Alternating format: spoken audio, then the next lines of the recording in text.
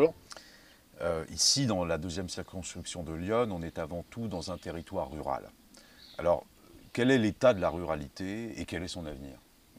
La ruralité est trop souvent définie comme étant le non-urbain, déjà, en négatif, en opposition, avec une conception souvent affirmée de relégation, comme la banlieue. Il y a les mêmes connotations dans l'évocation de la ruralité que dans la banlieue. La vraie vie noble, la vie respectable, la vie promise à un avenir radieux, c'est la vie urbaine des grandes métropoles qui se développent et qui prospèrent.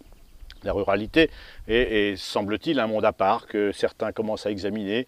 Et trop souvent, on a tendance à confondre la ruralité avec l'agriculture, alors que le monde rural est de moins en moins agricole en termes sociaux. Il l'a été, agricole, le monde rural, il a été agricole et industriel.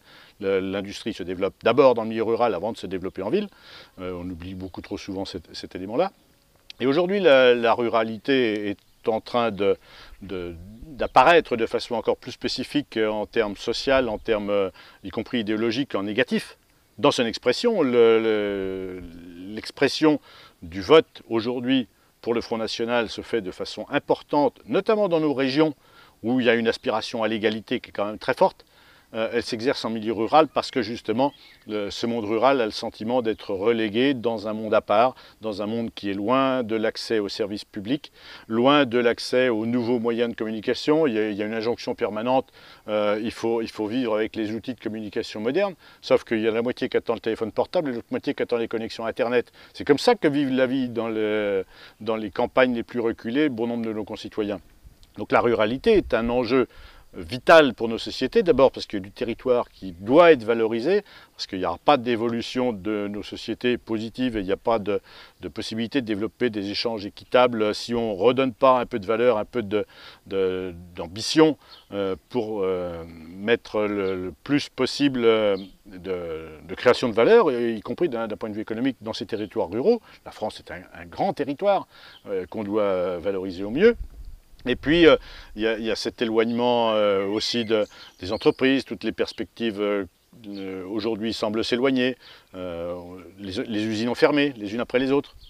Et aujourd'hui, il y a un manque d'ambition, une résignation, voire pire, une organisation des déserts ruraux, avec la nouvelle loi sur l'organisation territoriale, qui amène à dessaisir les communes de fait d'une grande partie de leurs prérogatives, au profit de communautés de communes dont les contours ont été définis par l'État sans que la concertation locale ait vraiment pu être achevée, y compris concédée par nombre d'élus locaux, et éloigne les citoyens de base des lieux réels de pouvoir.